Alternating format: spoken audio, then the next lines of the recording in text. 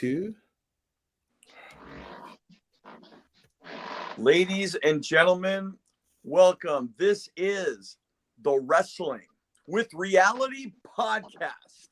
My name is Kris Kloss, and our guest today is one of the great referees in all of professional wrestling, nicknamed Senior Official, west of the Mississippi at one point. We're going to get into that, why he's known for that. He is the great Patrick Hernandez. So really quick, we want to welcome you once again to the Wrestling with Reality podcast. For more information, for questions, to contact us, go to the Wrestling with Reality podcast at gmail.com for the time being. More information, more links to come in the future. But this is an exciting show. This is an exciting episode.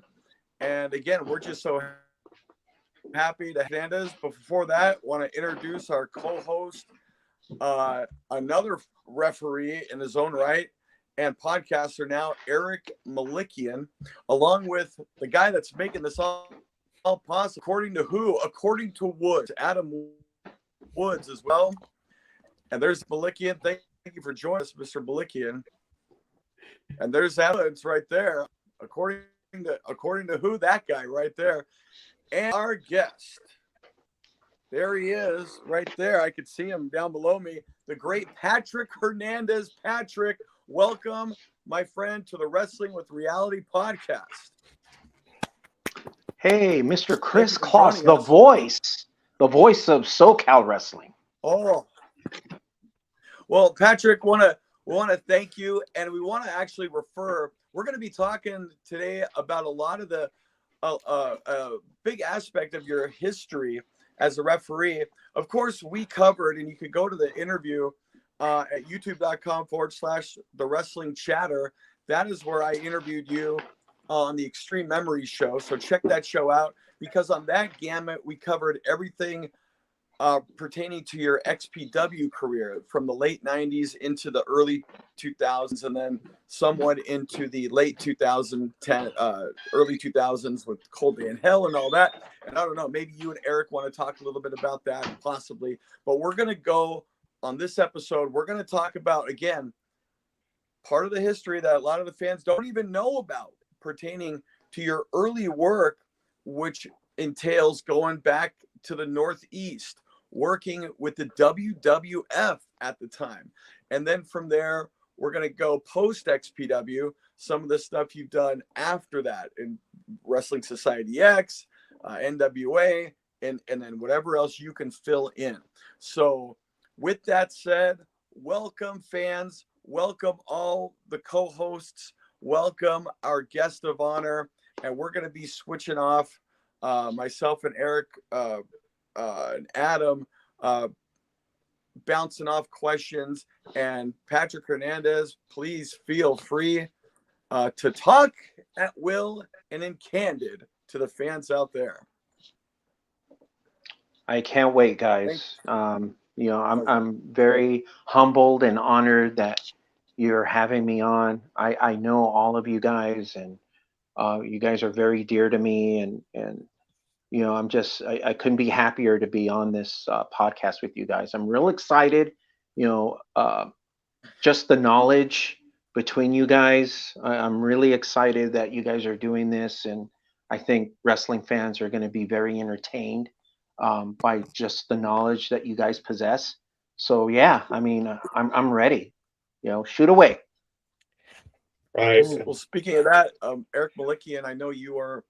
We were talking off camera the last week or so, and really starting to kind of prepare for this episode, and we were kind of just shooting the breeze with one another about, again, like I mentioned, some of the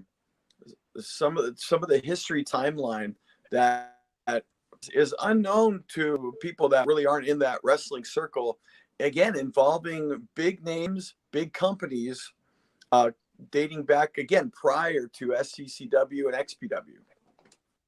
Yeah. Patrick, let's start. I know you covered very briefly on Extreme Memories with Kris Kloss about your start in professional wrestling. Can you tell us about your entry into the business over at Slammers Wrestling Gym, what that was like, and how is your training? So basically, how it started, I guess we all started like being a fan. I was watching all the pay-per-views, and well, at the time, my grandmother, her cable company was the only one at the time that was able to provide the pay-per-views. I couldn't see them at my house. My cable system didn't have access to the pay-per-views yet, so I would always go to my grandmother's and watch all the pay-per-views. And we would get together, my brother and a few friends. And what happened was one of my friends showed up late, the Samoan Kid, who later on was part of XPW, and Oh, uh, so he came by late and he pulled me to the side and he's like, "Hey, I found a wrestling gym," and I thought maybe no, it's not a wrestling gym, maybe a boxing gym or something. And he's like, "No, I found a wrestling gym," and I want to say the following weekend he took me out to Sun Valley, and we went into this little industrial area, and it was hidden in between all these other little businesses, and there's this sign that says Slammers Wrestling Gym, and so we went in there and met Vern Langdon, just a giant of a man with all this blonde hair, and as you walked into the lobby area of the building, all the walls were just surrounded with pictures, 8x10s, and they were signed. And you had Hulk Hogan, you had Terry Funk. It was just a wall of Hall of Famers. Um, so Vern Langdon just approached us, and he's telling us in his deep voice, I'm not open yet, but I'm recruiting. And I was too much of a chicken uh, to sign up. I just wanted to stay as a fan. But Oscar, he went ahead and he signed up, and we've been best friends ever since. And what happened was he completed the training at Slammers, and I started getting invited to their version of Gym Wars. Um, so there were these private wrestling shows on the weekend, and good versus evil, and I was always there at ringside, and got to go to a lot of these shows. So pretty much that's when I met Dynamite D and Hombre de Oro and El Toro Bravo, movie star Mike, um, Danny Ramirez, who he was the referee at the time. Um, but yeah, I just started going to those shows, and all the guys knew me. And then one day, um my friend Oscar, who was the Samoan Kid, he uh, he came up to me. He's like, "We don't have a referee anymore. Would you be interested?" And at the time, I was going to school. I was playing baseball. I played ball since high school and college and semi-pro.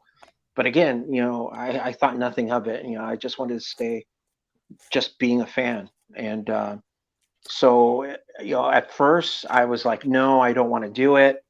And then he just kept, grinding at me, and, "Oh, come on, Pat, do it, you'll be fine, we'll train you." And so finally I said yes, and went to Slammers for a workout, and the guys opened their arms to me, and, they already knew who I was because of the Samoan Kid, and it just opened up a new world for me. I want to say I started training for like maybe a good month, and I met some other workers there too. I met beautiful Bruce Bodine, who was Ed Ferrara, and Tyrone Tiny Little, and then a lot of other wrestlers started coming in, like Homeless Jimmy.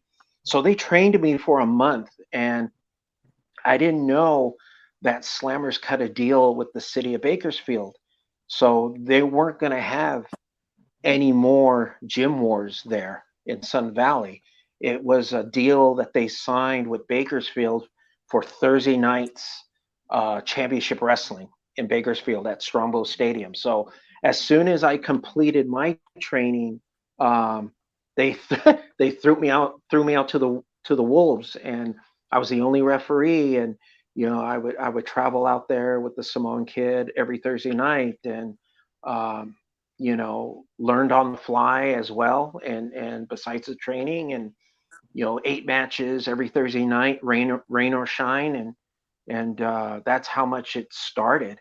And then just doors just started to open for me left and right. But that's how I got my foot in uh, to the wrestling business, is through Slammers and their promotion in Bakersfield. So, my question to you, Patrick, is obviously Bakersfield. For anybody that follows the Grand Olympic Auditorium, LA, territory, Bakersfield, along with Riverside and San Bernardino, were part of that territory. How long did your training, basically commence and start going out to Bakersfield? Did it coincide with the ending of the LaBelle territory? Again, it took about a month.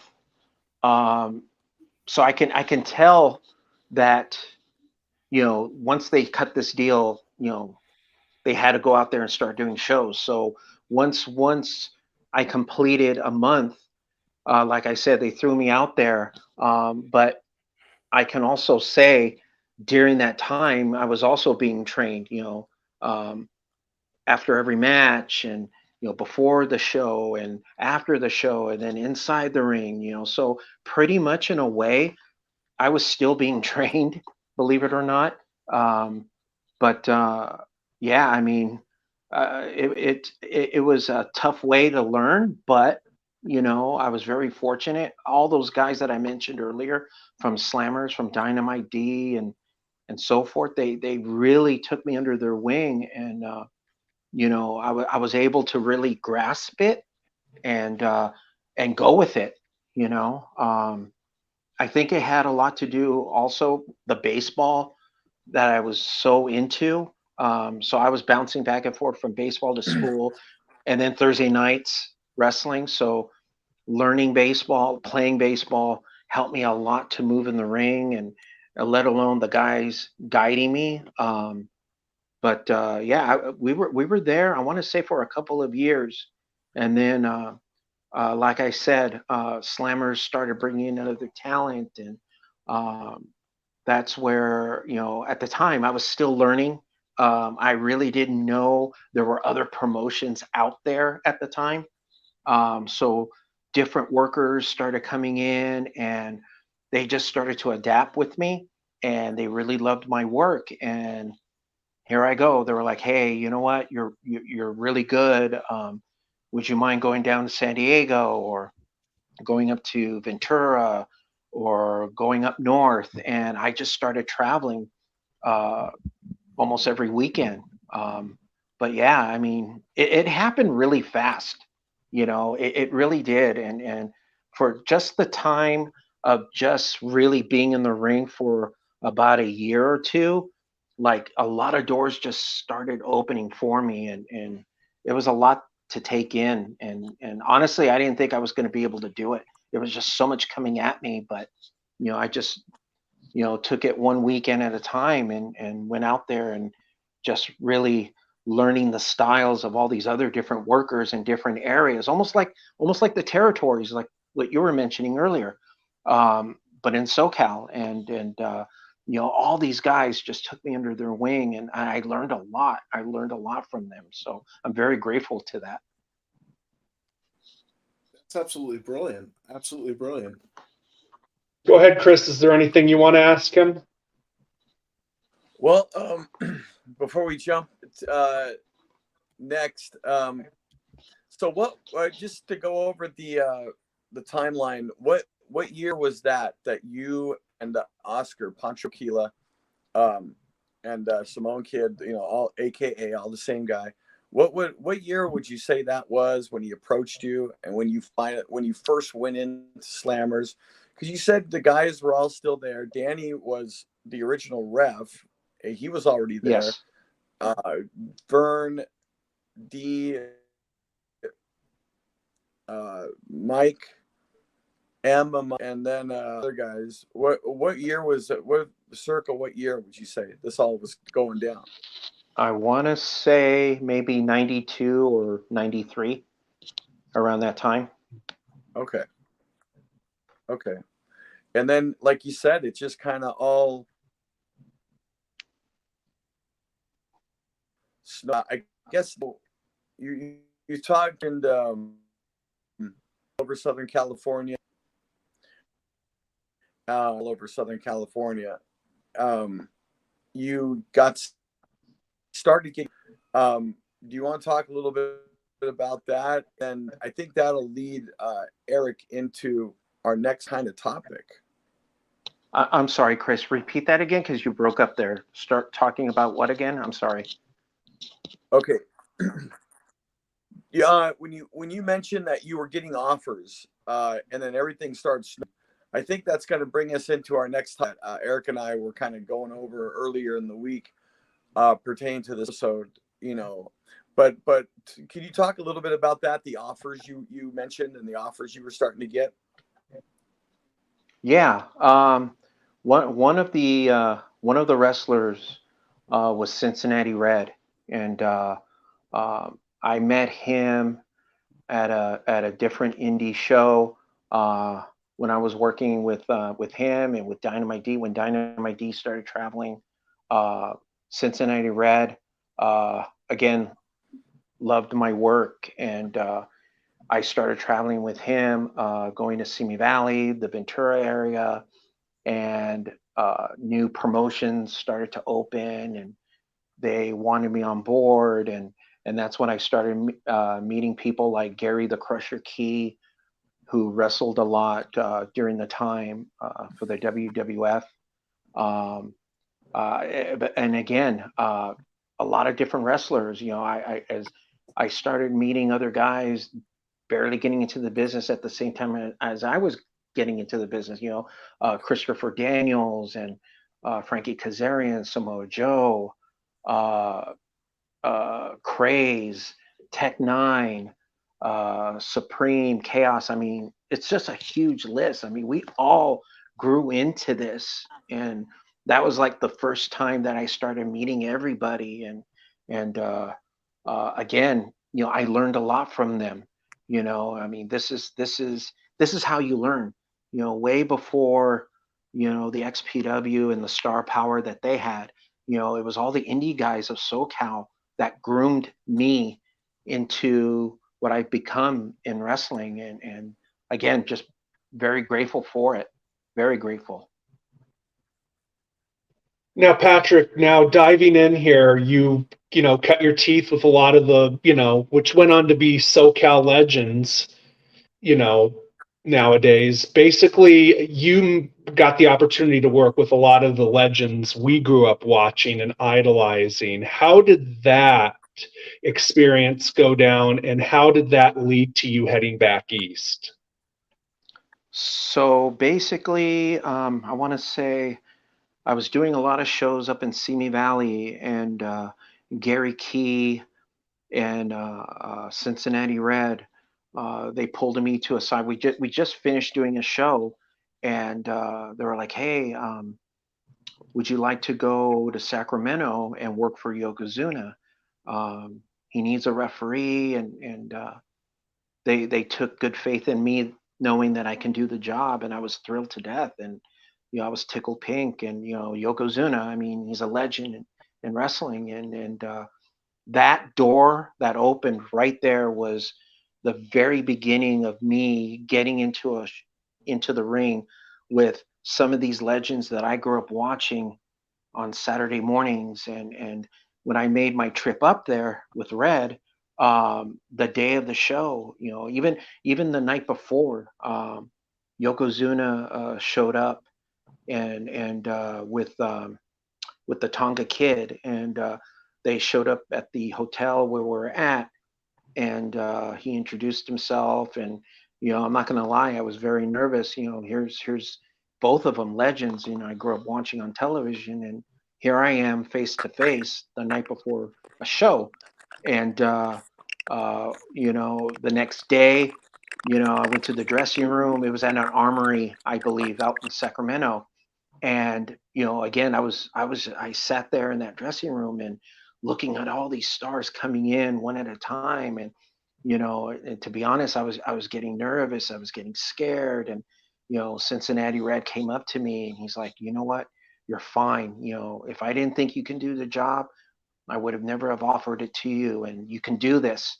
You've done it before. Just go out there and do your thing. And but I'm sitting there, and here comes Snuka, a honky tonk man, and head shrinkers, and I mean, it was just an all-star dressing room. And yet, I'm about to go out there and perform, and once again, at the time, I guess there wasn't really a lot of referees, and here I am up there doing the whole show by myself. And but again, you learn the process. And again, very grateful, very lucky, very grateful. And then went out there, did the show, and then Yokozuna decided to have me travel with him, start doing shows in Las Vegas. I mean, again, the whole process, doors just started opening for me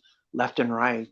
And but again, grateful, and just started traveling a little more. And now that I had my first taste of being in the ring with a lot of these legends, it was kind of like like a huge weight off of my shoulder, knowing that I can do this job. And then now I'm traveling to Las Vegas, or I'm going somewhere else, and yet they're bringing in headliners. And it just gave me the confidence to go in there and perform in front of people. And grateful for it, very grateful.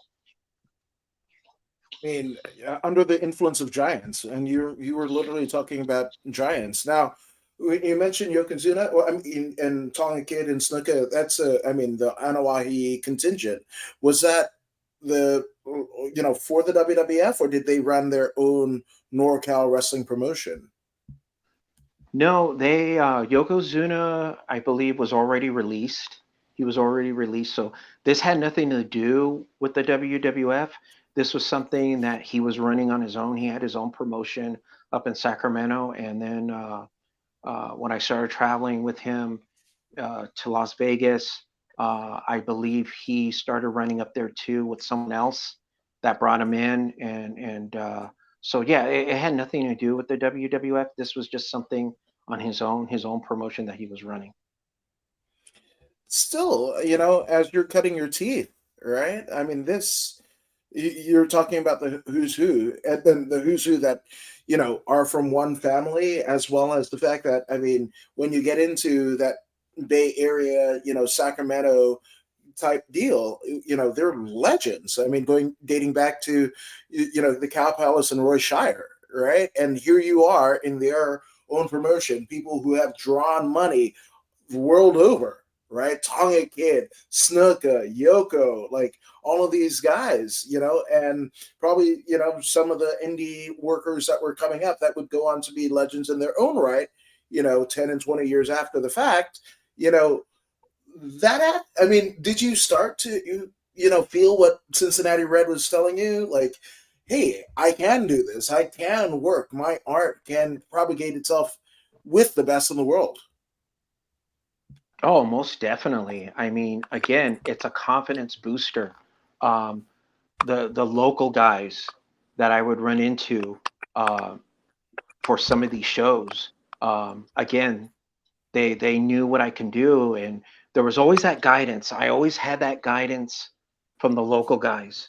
If we met up in Vegas or in San Diego or wherever it may be, um, I knew in my heart that I can do the job, and they're there with me. Um, but again, they've always given me that guidance and that confidence boost to know, hey, what, I can do the job. And once you get in there, it's like that fear goes away, at least for me. I mean, I still get nervous doing shows, before the show, before I'm going out there. I still get nervous to this day. But knowing what I've learned through the years, I can go out there and the nerves are gone. You know, I just want to go out there and perform to the best of my ability. But watch these guys shine and tell the story. That's the biggest thrill for me. You know, I have the best seat in the house. I'm in there with these giants, and yet just to see them shine and tell the story and hearing the crowd reaction, it's a big thrill for me. Let alone not just the superstars, you know, I mean, they're all superstars. The SoCal guys. You know, if you're a pro wrestler, you're an athlete. You know, I've seen a lot of injuries through the years, and you know, I challenge anybody to go to a wrestling school and see if you can last a whole week. You know, you have to be athletic to do this, and you know, so you know, it's a big deal. You know, it's an art. You know, and again, it's just been really gratifying, you know, and during the whole process, you know, I'm not gonna lie, my dad was kind of, you know, he would give me a little heat about it, you know, why are you doing this wrestling thing, and you know, you should stick to baseball in school, and you know, but I never knew it was gonna blow up the way it did, and you know, my dad was always criticizing me, and then later on, when I started getting phone calls from Yokozuna and other people leaving messages and, hey, we want to book you, come down to San Diego, or we want to fly you here. And, you know, my dad just started, you know, taking me to airports and picking me up and dropping me off, and, you know, became a big fan. And, oh, who did you work with? And, you know, that became, that became a thrill for me. I was kind of like, phew, he gets it. My dad gets it, you know. So I lucked out on that too. You know, to this day, he's still my number one fan. I absolutely love that. That's you know, to get the, you know, the validation of your peers and then your family members, namely your dad. But you know, you talk about the butterflies, and I think it is the modern day philosopher Miley Cyrus that says, I put my hands up, they're playing my song, and the butterflies fly away. I'm nodding my head like, yeah, you know the deal. But I feel like that's right. No, that's definitely right. I mean, you know, you just want to go out there and perform, and uh, that's that's something that if I once I hear the reaction of the crowd, and you know, and they're getting what we're trying to do in the ring, tell the story, that makes me feel really happy. Whether they're booing or cheering, that means that we're getting the job done, and the storytelling is working.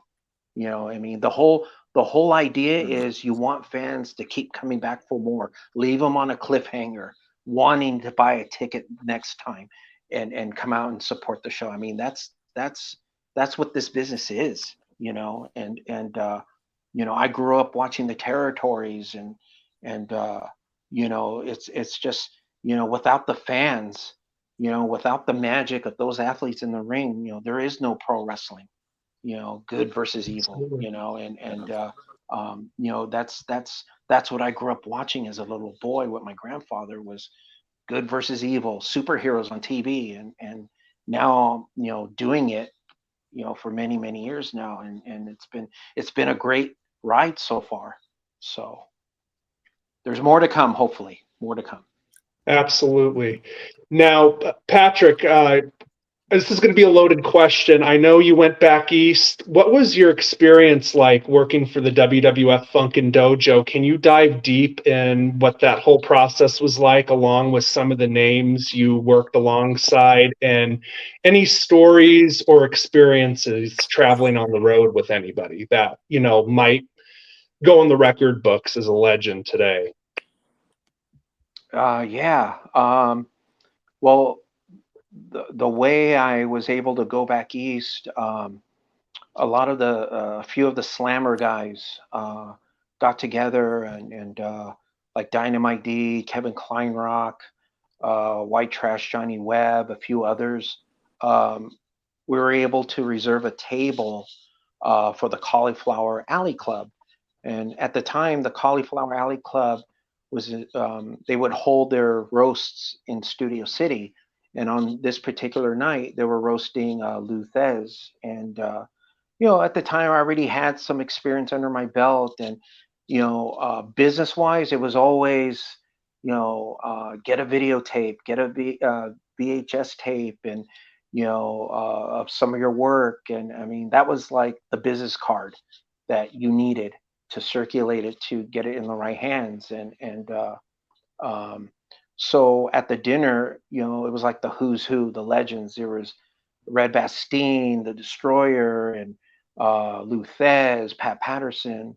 So I was able to talk to Pat Patterson during the dinner, and he asked me if I had anything on tape. I had the courage to talk to him and ask Wow. him a few questions, and I thought nothing of it. I mean, this gentleman gets so many, tapes, and here I am gonna ship one out to him, and um, but I want to say maybe 2 weeks later, I get a phone call, and they're flying me out of LA and going out to Connecticut and going out to the Boston area, and that's when way before NXT, WWF had their own version of their NXT training camp promotion. Um, it was let me see, the promoters were Freddie Sparta and his brother Mike Shuley. They were the ones that actually called me, and after seeing the tape, and decided to bring me out there, and they told me who they were. They work they're the talent for WWF, and basically the whole concept is they develop the stars of tomorrow.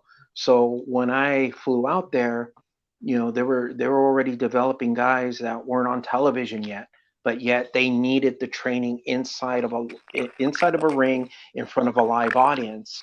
And what they would do is bring in certain WWF stars that were already established and already on television, and they would bring them in to work with the stars of the future. So when I came in, nobody knew who Kurt Angle was, and he was there, and the Hardys, Sean Stasiak, and Christian, and so these guys were there, along with the veterans. You had Jim Cornette, Jeff Jarrett, Goldust, Mark Henry. So that was the whole concept of what they were doing back east. Um, Fan base wise, too, besides the workers, it was just really different versus out here on the West Coast. They're so hardcore and so passionate about professional wrestling. I mean, people were just lined up around the corner in these small little towns at these armories, and they were jam packed. And yet, basic poster sized billboards, hanging out there in the neighborhoods saying, Kurt Angle versus Jeff Jarrett, or Val Venus versus Goldust. I mean, that's all it took. And yet people are buying up tickets and selling out these armories to watch the stars of the future.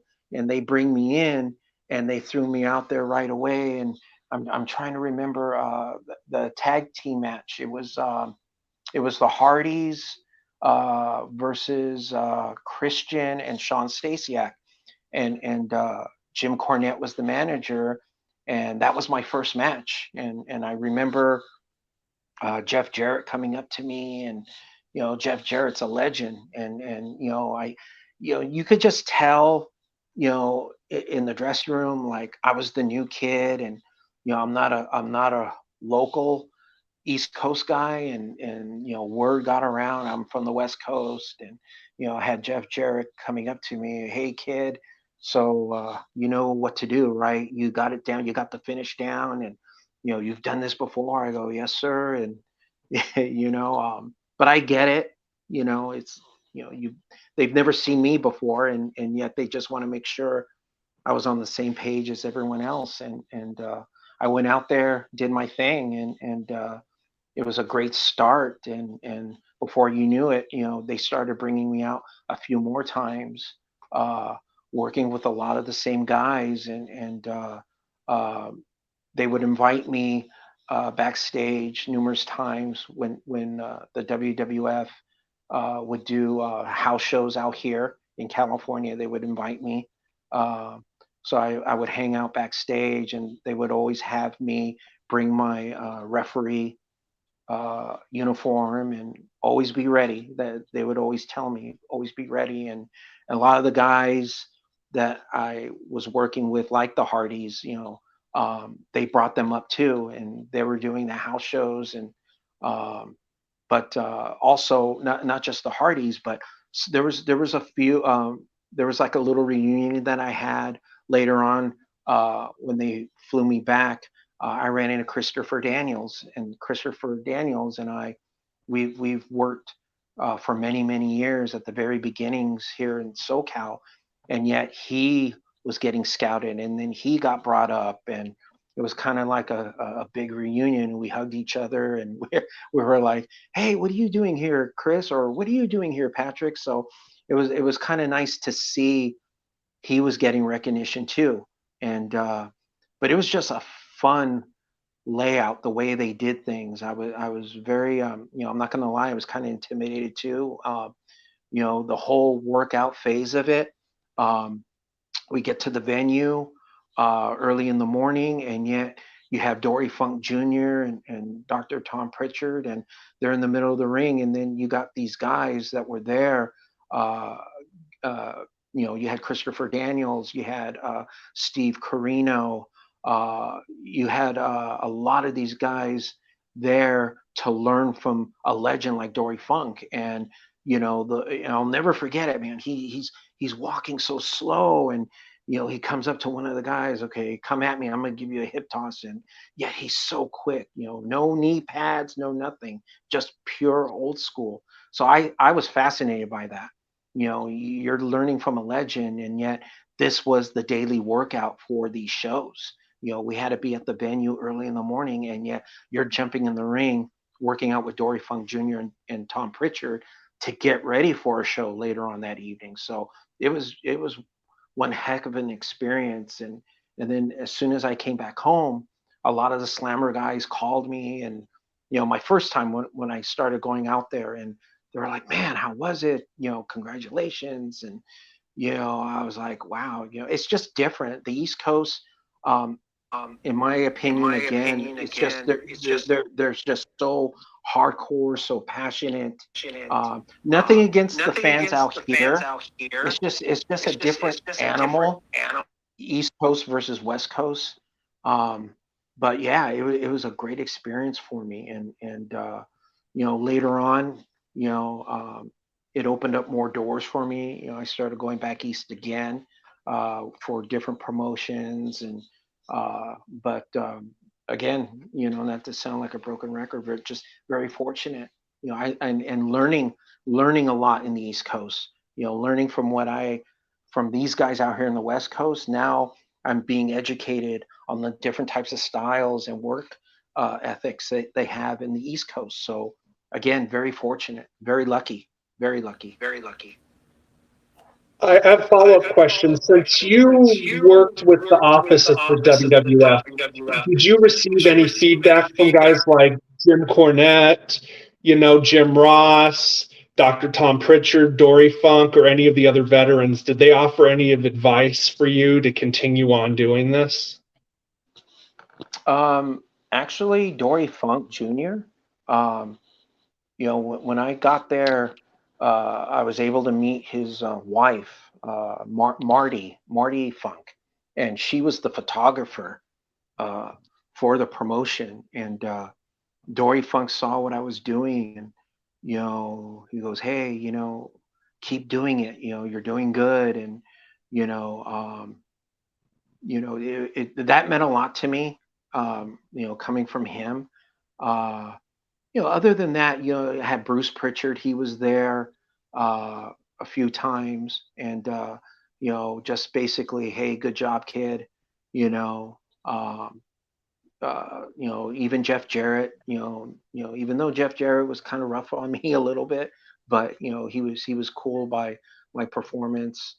Uh, basically that was it. Everybody was very professional, and again, I just felt like really happy, that to have that opportunity, and just to hear that feedback from people, and again, I learned a lot from them, and to hear that from them meant a lot to me. So very lucky. Chris, you have anything you want to ask Patrick? Yeah, this experience, not to sound like a broken record and asking this, but what was the duration as far as that time goes, from when you started working out there, when you had all these experiences with all these unbelievable, like you said, I mean, what a valuable learning and growing experience in this business, because there's so much to know.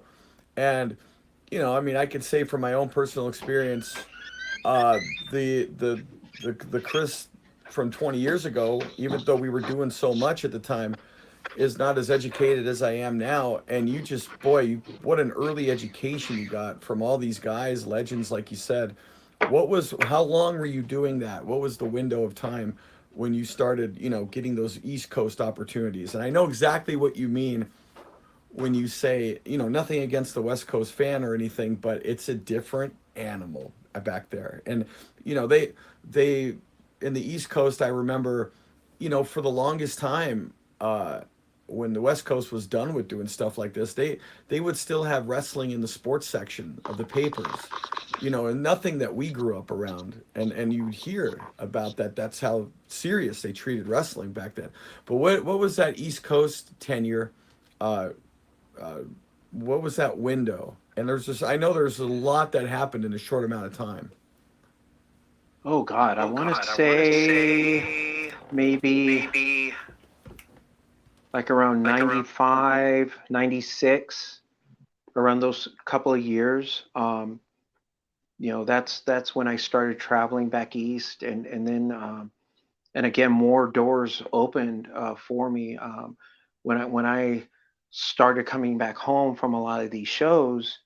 My dad would take messages from other wrestlers and in the area, back home in SoCal, and here I am, I'm going to Fresno and working with Navajo Warrior, and uh, he started getting me bookings uh, with a promotion uh, with the promoter. His name was Jerry Gray, and he used to wrestle uh, in the territories in the NWA in the Florida area.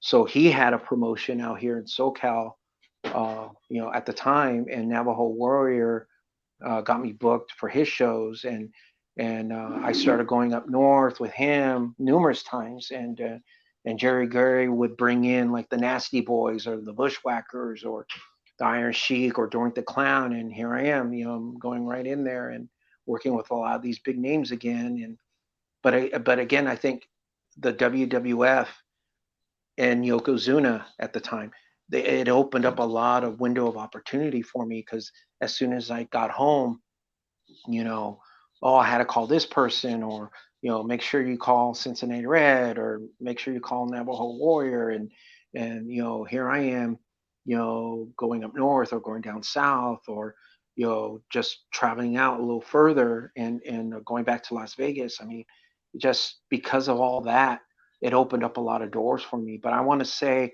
again, it was like around maybe around like 95, 96, around there is the time frame that I was doing a lot of traveling.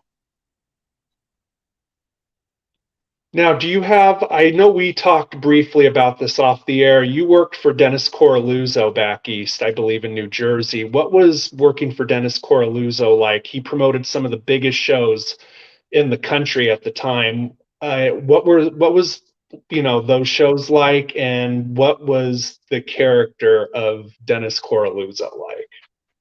See, Dennis came in when I was doing the shows for the WWF for their dojo camp shows. He would show up from time to time and help out in putting certain matches. I believe he might have had his own group of wrestlers too that would come in so they can be scouted. So he was part of that group of bookers too that would place wrestlers. You know, he had his own wrestlers, and then I would go out there and do my thing. But honestly, he was really nice to me. You know, I have nothing bad to say about him. Again, everybody's been really nice to me, uh, professional. Um, you know, just you know, I've always lived by the rule of keeping your mouth shut and your eyes and your ears open, and learn. And that's what I did. Everyone had their own little technique of how they saw this business, and I would catch on to that and learn from that. But you know, Mr. Carluza, you know, a professional, um, you know, he went out there, like I said, and helped. He had some a little input, you know, backstage wise. But you know, other than that, you know, he was great. I think he was there 2 times when I was out there, and you know, he was able to coordinate certain matches. But other than that, you know, he was a professional. You know, he would thank me, you know, after some of the matches, uh, you know, that I finished refereeing. But professional, you know, he's uh, he's a name in this business, and you know, I was lucky to work for him, you know, in a way, and you know, I was fortunate, just fortunate, you know, thankful. Adam, you got anything you want to follow up with? I mean, I'm amazed. Like just on Dennis Caluso alone, or the Funkin' Dojo, you know, stuff. Because I mean, okay, so Dory Funk Jr., right, and we just dealt with the recent unfortunate passing of Terry Funk, right? But the Funks were like literally only the two brothers that have won the NWA titles in their respective own rights. You know, their dad, Dory Funk Sr., a legend in Amarillo, the Double Cross Ranch, right? And then when you're talking about Christian, who's still, I mean, must see TV all these years later, and he was a young pup, Edge. These guys were Hall of Famers, right? So you've got Hall of Famers, right, as the dais, right? And Pritchard also, like him or not, he is a Hall of Famer. You know, what he's contributed to the business is immeasurable, right? Both Pritchards, both Dr. Tom and Brucey, brother Brucey there, right? Because he Brother loves love. you, right? But yeah, that's incredible, right? And then you go into Dennis Corluzzo, and in my mind, like the conjuring of, like, you know, the Tri-State Wrestling Alliance after the downfall of NWA, and you know, that whole deal, and Cornette, you know, kind of partnering with Corluzzo around this time period of the 90s, and you know, the early 90s, mid 90s, you know, to kind of resurrect the NWA, and that's how we had the title tournament in ECW with Shane Douglas winning it and throwing the 10 pounds of gold. It hurts my heart that even happened. But I also have a NWA title replica with Shane Douglas on it, and he said it was going to spontaneous combust. It hasn't yet, so knock on wood. I happen to be wood. There's that. But yeah, I mean that. And to think of those, right, in a matter of years, right, for you to be, you know, training at Slammers, and again, so, you know, Chris Daniels, like Navajo Warrior, man, Steve, that's a good brother right there, man. Like, man, there's just so much. There's so much. But does it kind of get to you that the amount of experience that you had in such a short time, that all of these things are happening within a matter of years for you, and you know, it's something that you permeate to whoever you are in the ring with nowadays? Oh boy, it again, everything within those couple of years. Um, Time goes by fast, so fast, and honestly, there were times where I would come home, and I touch bases with this with Eric a few times when we would have conversations. It's like you have a long weekend of just wrestling shows, and I would come home just exhausted, you know, so tired, and you know, being on the road the whole weekend, and you know, then going back to work, and then going back to school, and you know, you're still a fan of watching wrestling, but like I was telling Eric on numerous phone occasions, like I just did not want to watch wrestling at all, on television. I just needed to just stay away from that and just recharge and regroup, and then whatever would happen for the weekend, booking wise, just be ready for it. And it's just, again, uh, there's a time where also where I got like a little burnt out, um, but I sucked it up, and I said to myself, this is golden opportunity for you. You may never have opportunities like this. Go out there and do it. And I would just go out there and continue doing what I love. And um, it's funny you mentioned Shane Douglas earlier. It's one of my experiences. Later on, I was able to. He was my roommate. We did some shows in Queens, New York, and he's another mind where we literally we shared a room, but we didn't sleep, man. He just started telling me stories on how this business is, and his days in ECW, and his days in the WWF, and uh, TNA. But I learned a lot from him. All night we were just talking wrestling, and Shane is such a great guy.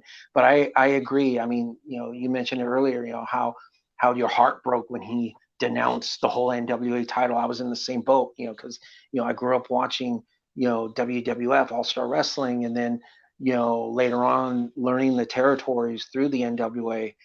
That's a very prestigious title. But yeah, Shane was, uh, he taught me a lot, on how this business is. So again, just fortunate, just very fortunate. Now, we discussed this yesterday off air, Patrick, and you just talked about the grind of going back east, the pressure of doing everything for the people you were working, with and for. Tell me about the travel. I think a lot of people don't truly understand when breaking in this business, the grind doing this at the elite level, like everything that it entails. Can you just tell us a little bit what it was like in the, mid to late 90s before the use of cell phones and things of that nature, just trying to navigate your way through everywhere? So I was always a type of person, when I would travel. I'm always, my eyes are wandering all the time, and the promoters would send shuttles to pick you up from the airport and then to the hotels wherever you're staying. Um, but I was always looking and just to find a place to eat, and uh, you know anywhere that's possibly walking distance. Or I would talk to employees at the front desk. Is there any places that deliver? You always want to try and find a place to eat afterwards, because after doing a show, I mean, you're out there in front of a lot of people performing, which is great. You're having a good time performing in front of these people, but afterwards, you're hungry.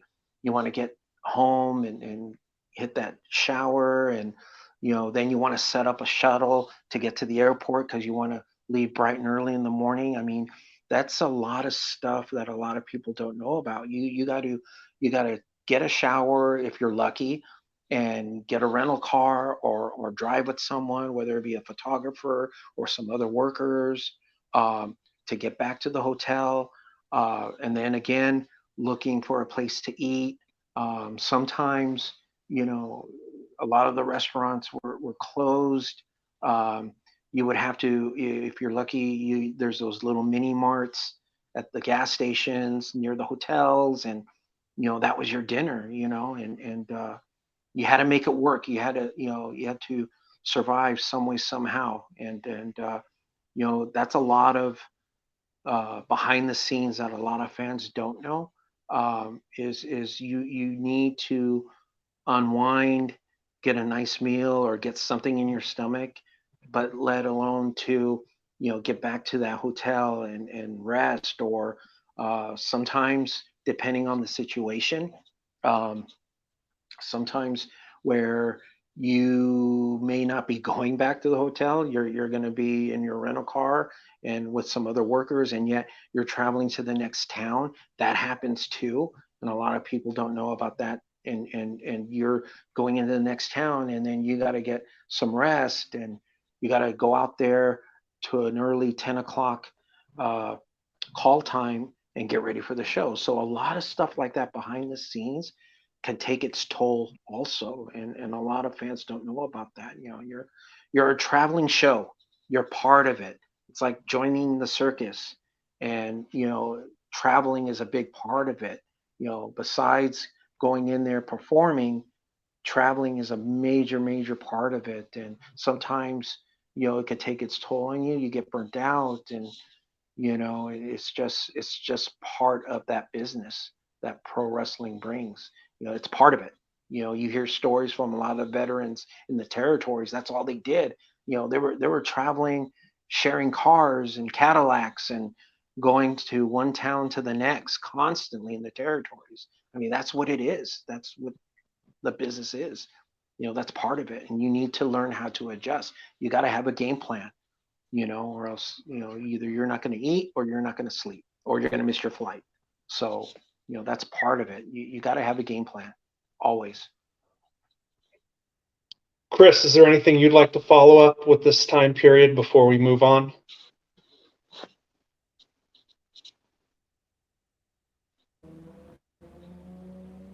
Yeah.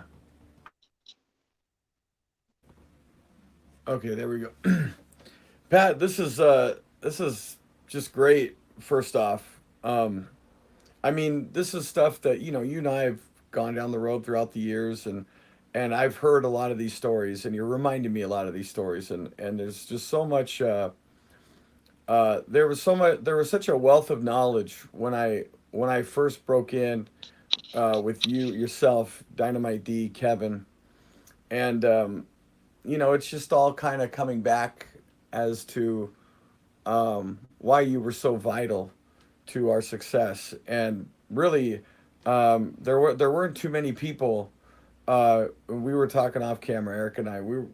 He brought up that there weren't really too many people that broke out at that time from the West Coast to get all that knowledge back east, and that's fair to say. I think that you know the foundation of pro wrestling, whether the South or the North, is on the East Coast. You know what I mean? And so you were kind of there at ground zero, learning all this stuff. And um, can you name like let's say like if you had a Mount Rushmore or a top three even of like guys that you hold dearly, as far as like these are the guys that I'm glad I met, these are the guys I may have learned the most from.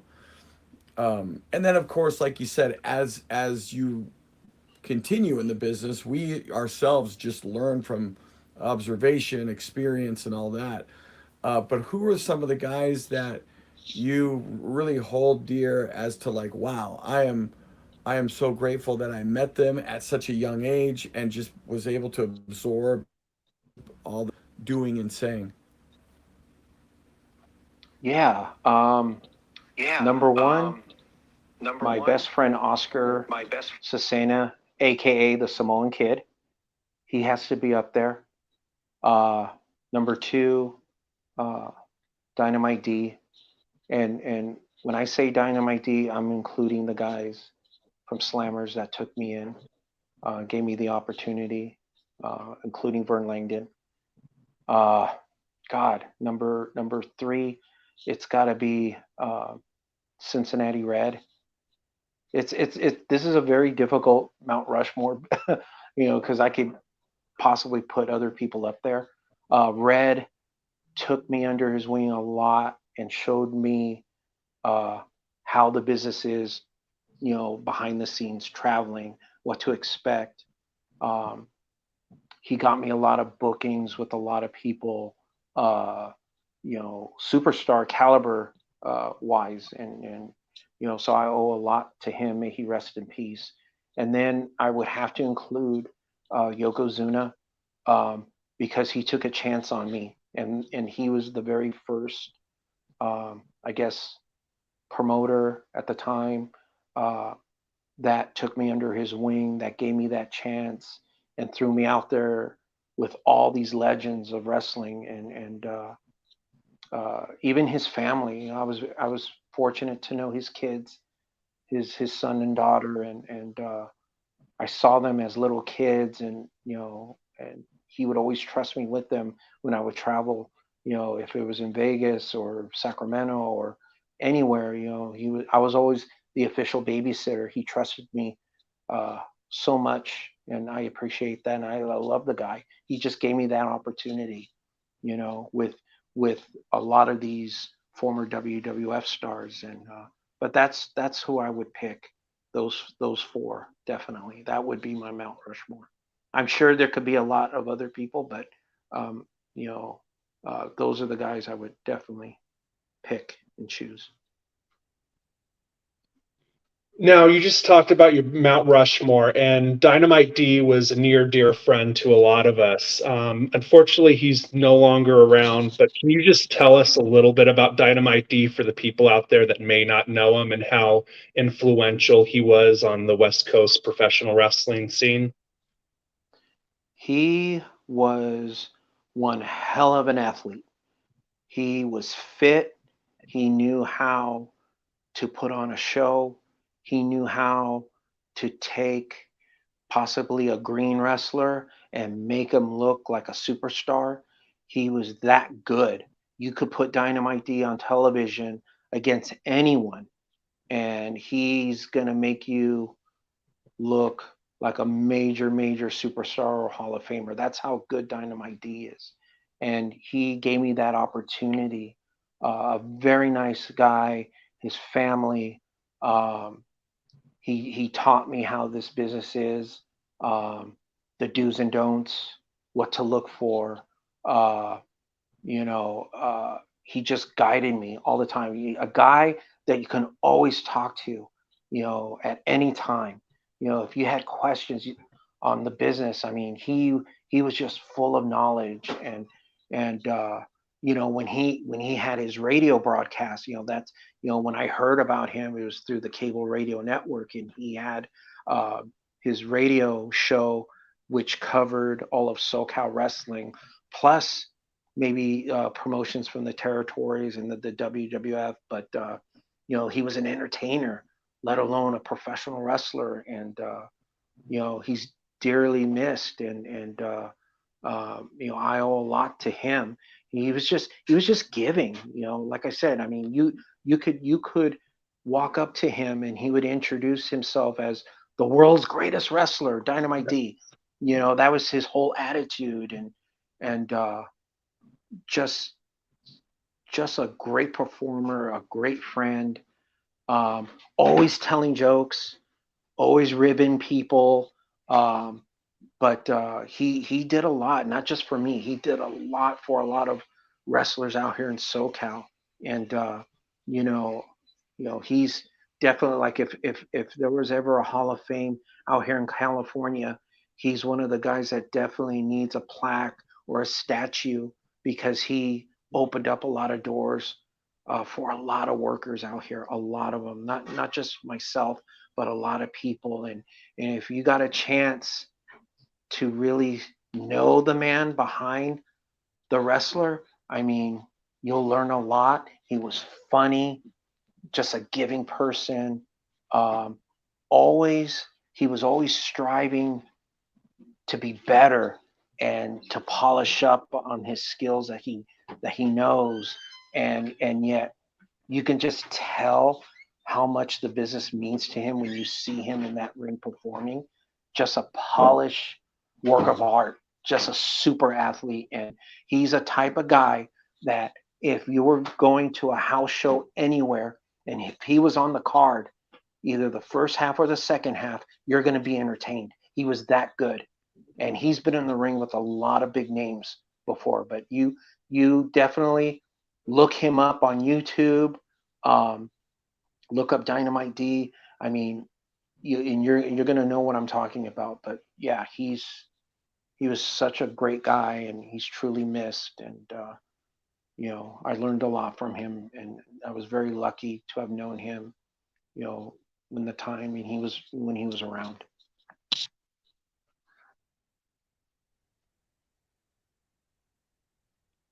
Go ahead, Kris. You want to go ahead? Do we lose him? Yeah. No, thank you, Pat. This is great. I think unless you have some more, Eric, right now we're kind of coming up. I mentioned earlier that, and again, I can't agree with you more and echo those sentiments of Dynamite D and all those other names you mentioned. Absolutely. He was a guy that, like you said, revolutionary with his radio show. But now we're getting up to the point where almost XPW started. Anything you want to cover, Eric, at this era, or do we want to jump ahead? I think we should jump ahead since you covered XPW with Patrick in great detail on Extreme Memories. I just want to say what Patrick said about Darren Dynamite D is 100% true. He was a good friend, a great mentor, and just an awesome worker, which I feel is a dying breed today. Yeah, no, I totally agree. Thank you for sharing all that, Patrick. And Thank you.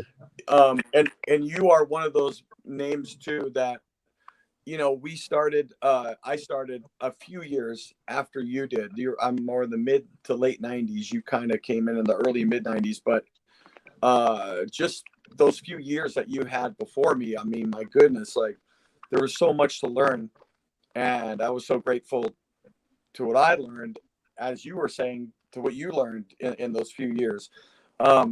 So then, we had this big opportunity. We were doing SECW. We talked a lot about that on Extreme Memories. Again, if you want to watch that interview, go to youtube.com/The Wrestling Chatter and the Extreme Memory Show. Boom, Patrick Hernandez episode right there covering the entire gamut of XPW, which we were obviously both involved in. Jumping ahead, of course, that was another whole learning experience in itself, right? As far as big time television, weekly shows, all that, and big arenas, big names. But then after that was all over, where did you see yourself when the doors closed, as far as a professional wrestling game was concerned for yourself as refereeing and just being involved? And then, we could kind of jump ahead to another opportunity that both of you and I were involved in, which was Wrestling Society X, and anything else that was going on. And if you want to pinpoint anything in that timeline too, Eric, please jump in. Okay. So I'm sorry, Kris, one more time, that you kind of like broke up a little bit. So you're talking about after wrestling? Is that what you said? After XPW. After XPW. Okay. After XPW, again, the window of opportunity. It pretty much started almost all over again when I started my earlier years, way before XPW. Just Wrestling Society X came up. The NWA started to re-jump, and I started doing shows for the NWA, and got to know other promoters. I started doing shows in the Pacific Northwest for the Grappler, who was one of the true legends in wrestling. He started flying me out there, and started working for him and a lot of other promoters in Portland, Oregon. Started going back to Las Vegas, working for Paragon Pro. A lot of guys that they brought in behind the scenes, like Matt Stryker, D'Lo Brown, Gangrel. I started working with those guys.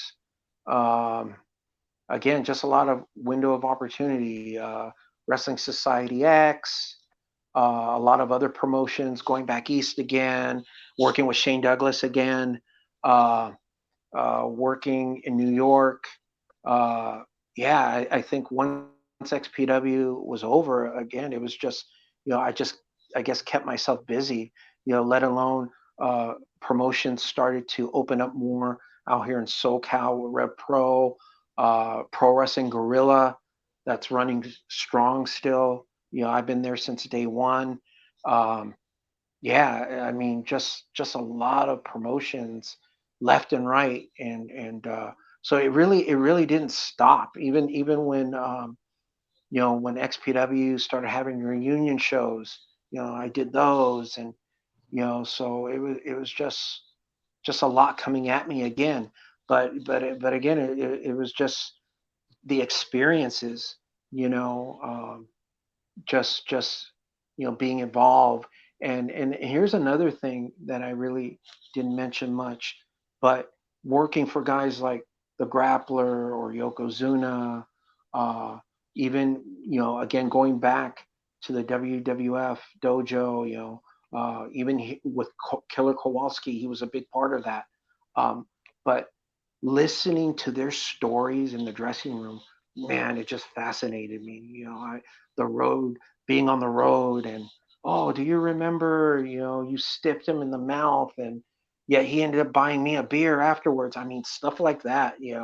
Uh, just hearing the stories from these guys traveling in the territories, man, I was just fascinated, and just, man, all this knowledge, and that was a real big treat for me, going through all this, listening to stories like that. But just awesome, and I'm learning, so much from these guys. It was just really great and awesome to be part of it.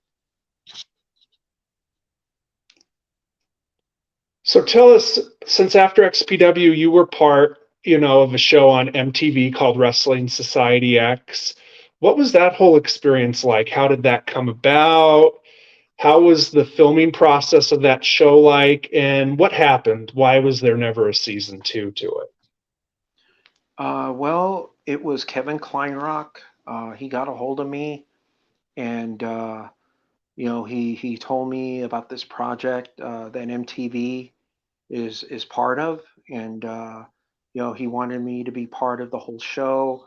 He named uh, uh, was it Danny Ramirez as one of the referees, who's a dear friend. I learned a lot from him, by the way. Uh, but also Rick Knox. Rick Knox was on board. Rick and I, we go way back, all the way to the very beginning of Pro Wrestling Gorilla. Uh, but yeah, when we were the referees that they wanted to be part of it, and it was just a different experience, um, because now you're working with producers of MTV. You have an early wake up call, and all this talent that's coming in. Some big name talent, uh, and you're also looking at uh, rock bands that are part of this Wrestling Society X. They're there also, but yet you're working with big production people, and they want to know every little bits and piece of the match, which is fine, but kind of in a way we're really not used to, where they want every uh, every part of the match from start to finish, so they can know where to keep the cameras, and where's the pin going to be here, where's this high spot there. And it was just a lot of information, and yet they wanted to go through every match that way. um, but then again, once showtime came, you know uh, the energy that you feed from the crowd that was there, the workers, I mean, you could tell, they want this to be a success, and they went out there, they gave it their all. The effects were amazing. A lot of explosives, a lot of cages, a lot of surprises.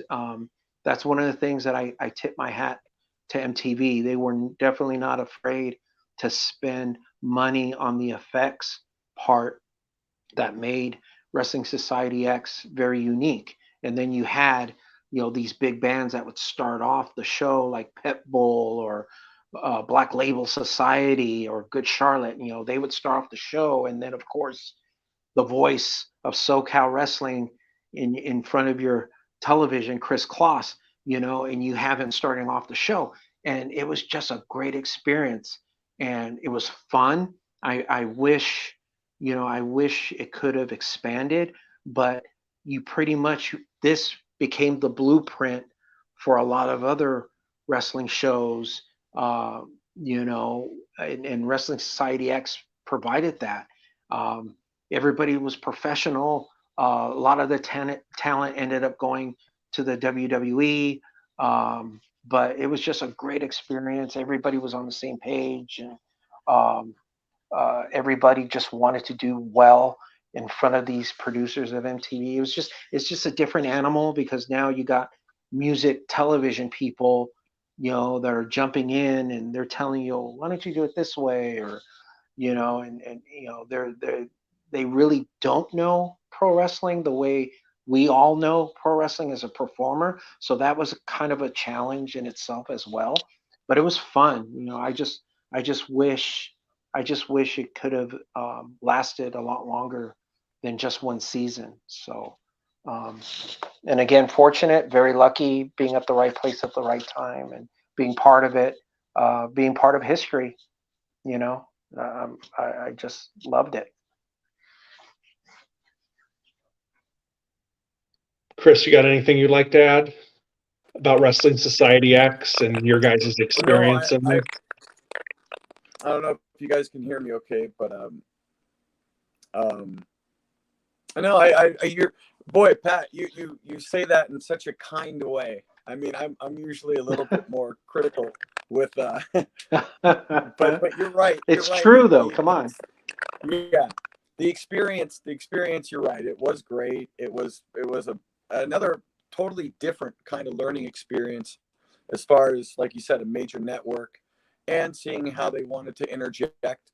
But you're right. It was everybody was professional, and I will agree that a lot of credit should be given to MTV for the funds that they were not shy about putting into the product. That I will definitely give props to. But yeah, you're right. It was challenging. I like the way you described that. It's a very nice way of saying talking about how involved they got with us. It wasn't just the matches. It was,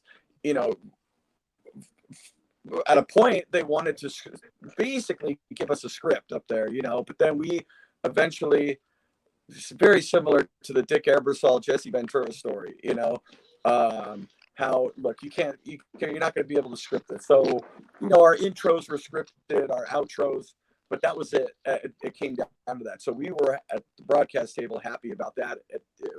That came to fruition. But you're right. Great experience, a wealth of talent. Like we got to work with a lot of stars, that were hot at the time.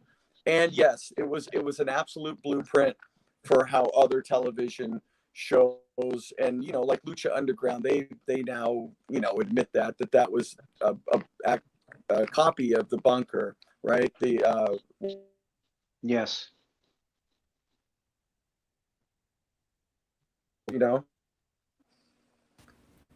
Yep. He's gone. He's gone. Kris Am I, Kloss am I has back left now or no? Yeah, we hear I can you. hear him.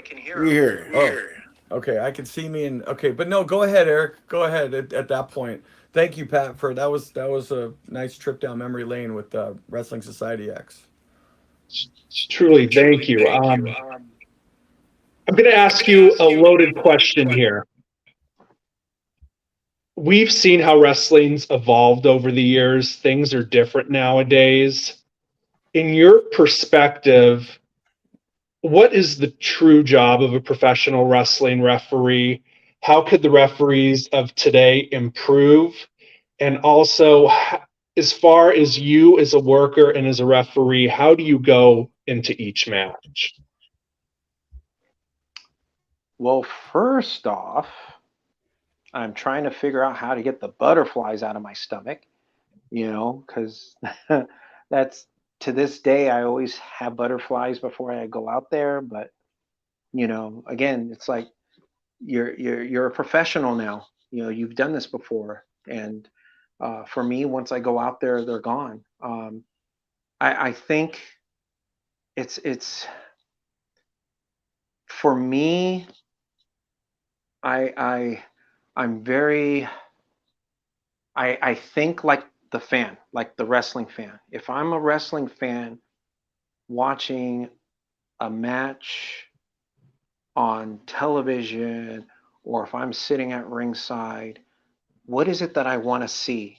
I want to see a contest. I want it believable. And that's what I'm always thinking when I'm in there is make this into a contest. Um, Being at the right place at the right time, position wise, making crisp, clean counts, make it look like a huge spectacle, even though if it's a singles match or a tag team match, the whole thing is to make it look like, hey, they're going at each other and there's going to be a winner here, a contest. And that's something that I wish more referees could do. Um, Sometimes, I do see some of the wrestlers from time to time take advantage, of a referee where, that's where it becomes a little bit more difficult, where, we're trying to do a job for you as well. We want you to shine as well. And where when it comes to uh, when it comes to a match where it ends up becoming a free for all, and yet you're trying to control the match, and yet it's getting way out of hand. It's something where the wrestlers need to acknowledge the referees as well, where hey, I want them to think of it as a contest as well. Um, so it's very different. It's very different, and I want to see more referees making clean counts, and position wise, uh, where you're not counting their legs. You need to get in there and count their arms. Make it look legit. I'm very old school. That's how I was taught and grew up watching the territories and WWF All Star Wrestling. I mean, the referee is just as important. Um, you're there, and you're trying to make it look believable, and that's a major part that the referees need to do is make it look into a contest. Um, but preparing wise too, I really, once I get to wherever I need to go, if I can get a sheet of the lineup, go over it with the promoter, see where they want me at, that's pretty much basically how I prepare. Let alone work with the guys, know their style.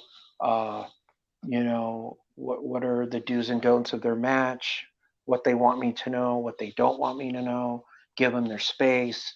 I mean, that's something on how I prepare. There's got to be a respect there. We're all trying to do the job and entertain. We want people to come back for more for the next show, let alone we all continue working. So that's pretty much, in a nutshell, on how I see referees today. And I really don't care for people that are um, trying to steal the thunder of a match. Your job is to be the law. You're the law there in the ring. There has to be a winner. I mean, that's how I'm always thinking. There's going to be a winner here, and I'm the law. We're going to perform a nice, clean match. Sometimes it doesn't always happen that way, but you're still a referee, and you still have to uh, initiate the rules and what a pro wrestling match is. Um, but I really don't care for referees that are always that might steal the thunder of a match. I don't think that's you know appropriate. I guess I think do the job. You're the law, but yet don't steal the thunder of the match. So stuff like that I really don't care for. if you're going to show a showboat referee, I really don't care for that. I'm always thinking about the contest, and that's my mindset. And I guess again, maybe that's why I've been very lucky to have performed for so many years and traveled and been lucky because I've always kept that type of attitude and performing wise. I've always kept that as far as my my work ethic, I guess you want to say. So.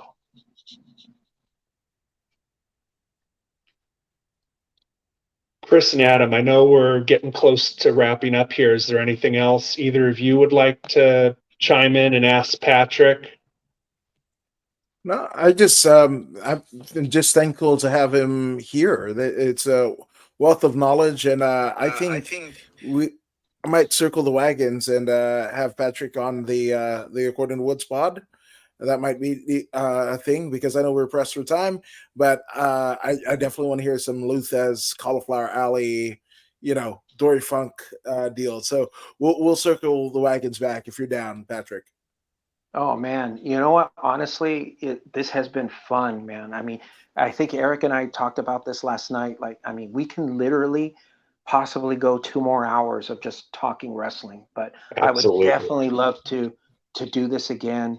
And I'm pretty sure there's a lot more little things that I've left out, that I do know that I can definitely go over it with you guys and talk stories and just wrestling in general. But yeah, I would definitely like to do this again, depending on your schedule and everything else. But yeah, we got to do it again.